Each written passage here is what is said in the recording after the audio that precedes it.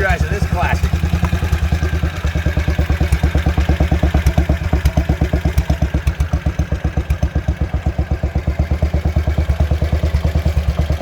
This thing runs fantastic. Does it run good? I love it. Rising. Guys, I couldn't believe it. Bill came out here, started this thing first kick. He's been riding it around on his lunch half an hour, going up and down the hills over here. There'll be a clip of him going up, doing some trials riding on the Instagram channel. But it's a 1964 Matchless. Bill, tell us about this. There's a really cool story. You know, it's not, the bike's one thing, but the story behind it is even better. You're right, Ken. This bike has got great patina. As you can tell, it's left with all its original dents, but I knew the man that owned this bike as new. When I first started riding trials in '72, he was still dragging this thing through the woods, going through sections. As the sections got more difficult for modern bikes, he was still using this when it was still 8 years old. So in '72, this bike was 8, and I was just a kid, but I followed the bike. I knew the second owner. He passed away, and the bike came into our hands through an auction, and it's in my possession now, and we got it running, and it's a fantastic machine. I just love it. It's got such character and patina. So how old were you when you met this motorcycle? I was 14 years old. How old are you now? 65. So how many years is that? That's a lot of years. 51 That's years? over 50 years. So Yeah. this is so 51 years ago you first laid down on it. Yeah. It's yours now. Oh, this is kind of like a forever bike. This isn't the kind of bike you pick up and sell. No, it's not for sale, guys. Sorry. But check out the seat. Is this the original saddle? I don't know, and I would wager a guess that it's not. I think they had a flat saddle on these originally, but this is a period correct saddle, and I'm going to do something with this. I'm not going to leave it like this. Obviously a Matchless, 1964, right? Yeah. So that makes it 58 years old, right? Yeah. And this was designed as a race bike to begin with. Was it originally a trials bike? Yeah, it was. Matchless was one of the first companies in the world to actually make purpose-built competition motorcycles. This is early swing arm competition, and it says right on the engine G3C. That means it's a Matchless 350 competition. So that it's said right here, and there's the year G3C, and then the serial number. There's no year on this one. So yeah, it is a 1964. Show 'em the plate. Yeah. Is that the original plate? That's a 61? period correct plate. That's one of mine for my collection, but I thought it looked good on the bike.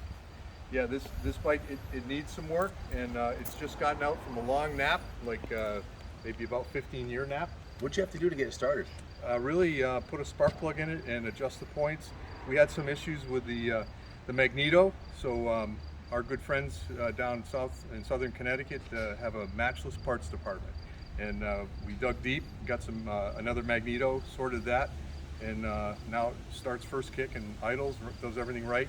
This bike has a unique feature here. This is a spark advance and retard. So when you go to start the bike, you fully retard it so it doesn't kick you back. And then as it starts to run, you just raise change. It basically changes the ignition timing. So it retards it to start and then advances as you're rolling along. I was surprised how good it runs. Once you get it in fourth gear on the road, I was driving down West Main here. I was thinking, people used to ride these kind of bikes cross country. I can imagine just you pick a pace like 38, 45 miles an hour and just cruise across the countryside on it. And it's got a big tank. I bet you it's super fuel efficient. I guess it would. Sure. Because it's a 350, right? Right. And a small car, but it probably gets 40 miles a gallon if I had to bet it was a betting man, right? I would say so. You can't be in a hurry when you're on these bikes. No, just relax and enjoy the it's ride. very relaxing. It's got that gentle prodding sound, the pop, pop, pop, pop. It's just there's something about it. Yep. Very cool. Yeah, it's been dragged through hell. In fact, when Gus, the original owner, rode this bike in trials, wherever he parked the bike, and he rode away, you knew where he parked it because it left a pool of oil on the ground, which was kind of cool. I mean, he left a snail trail wherever he went. So yeah, it was kind of hammered back in the day, and it was raced, right? I mean, it was competed with, and all these dents were from Gus. You saw it at the races back in the day. I was in competitions when this bike was competing. We parked side by side waiting to go in the section. What year was that? 1972. So when you laid eyes on it, did you know it was that bike when you saw it the first time? Oh, absolutely. I followed this bike through both its owners. Gus passed away.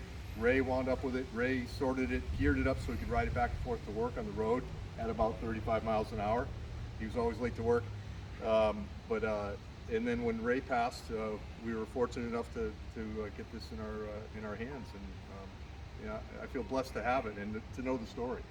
Bill's got a really cool collection. Actually, when we did the Discovery show for reality, we filmed the Sizzler reel for them at his garage. He's got an incredible collection of different, he raced AMA, won the RZ Cup, right? Yeah, the RZ Cup. Raced the Isle of Man, and he's got some really cool old stuff and some newer stuff and some stuff from the 80s and 90s, and this is a really cool piece. It's got tons of character. Just to give you a little insight on where Bill's head's at with it. I said, hey, we can. My dent magician, he's phenomenal. He said, you can pop all the dents out. Bill's like, no, we can't. I want to leave the patina on it, and that's part of the charm of an older bike like this is probably the original paint job, I would guess, right? It is, without a doubt, original paint, original logos. It might have been touched up here and there over the years, but these bigger dents, we're going to push them out a little bit because I don't like the looks of it. But the original, all this stuff Gus did to it when he threw it away in the rocks. Trying to ride trials, and Gus was a great big guy with a big smile. He always had a stump of a cigar in his mouth, missing teeth, big smile, a shock of black hair, and a white t-shirt, work pants rolled up at the bottom with work boots. That's how he rode the bike, and back then you did not need a helmet to ride trials. The motor is so cool looking. It's so tall, It has really, the brass bolts up on the head there. And yeah. Chrome air cleaner. Super long stroke and a small bore. Matchless logo. It looks like almost like a Superman logo. It's cool. Yeah, that's right. Yeah, right. They were proud of their mark. They called it. It was matchless in name and reputation. That was their That's saying. their slogan. Yeah, their logo. So the transmission's separate. Is it separate from the engine case? Yeah. So you can put any transmission you wanted, close ratio, wide ratio, 3-speed, 4-speed.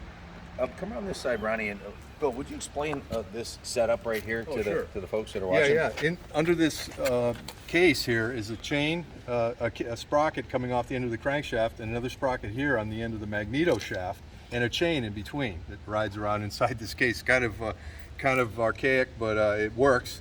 And in fact, we had to have this all apart last night. We had the mag off and did some service work on the mag. In fact, changed one out a couple of weeks ago. But earlier Matchlesses had this case going this way, and the magneto was mounted here.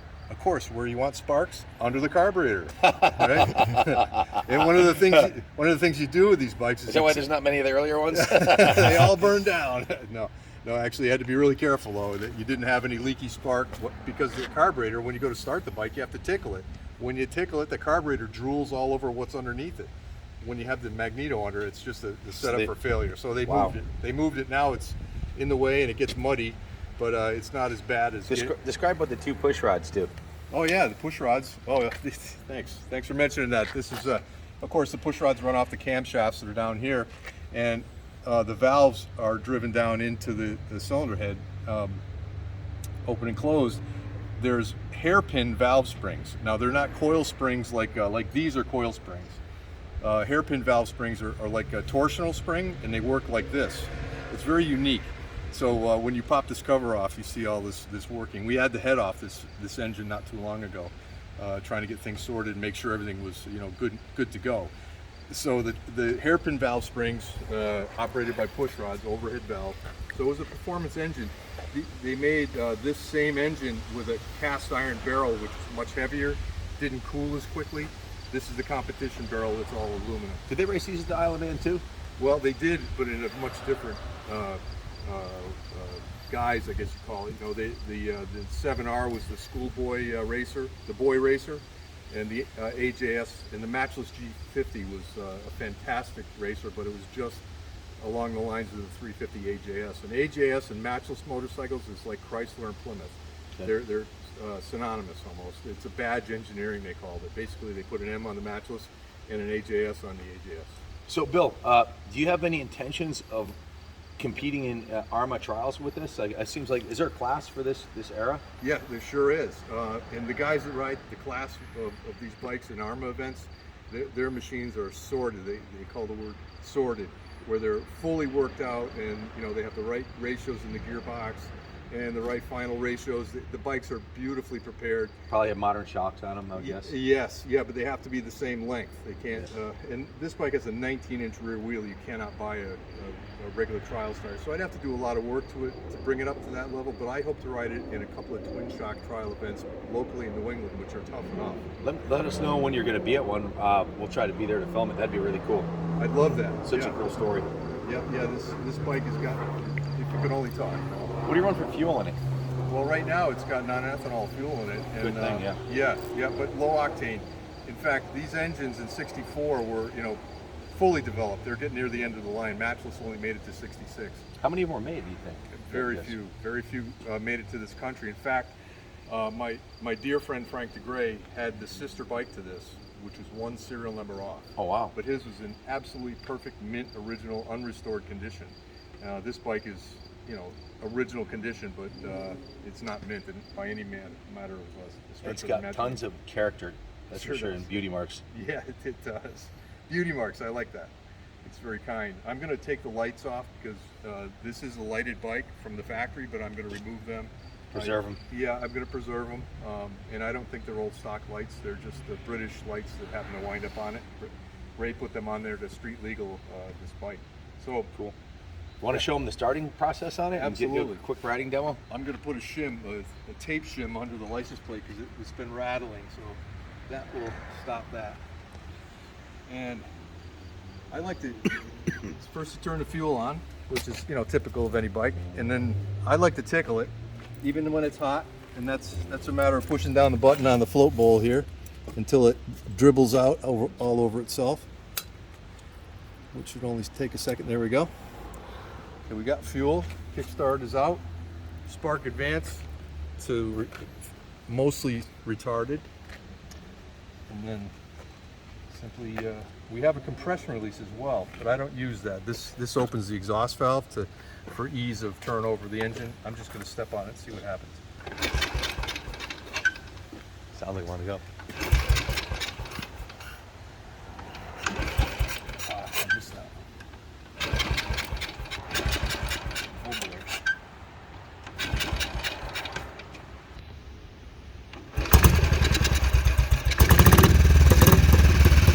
Love the exhaust now.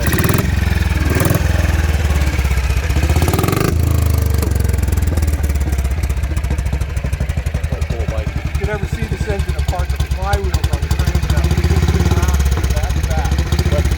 Why might overhang it like that? Huge mass, you can't get home. I'm gonna go for a ride. Go for it. Beautiful day.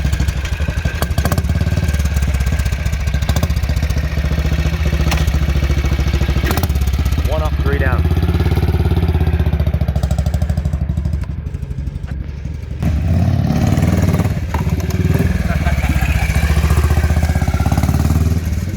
That's the original thumper right there, guys.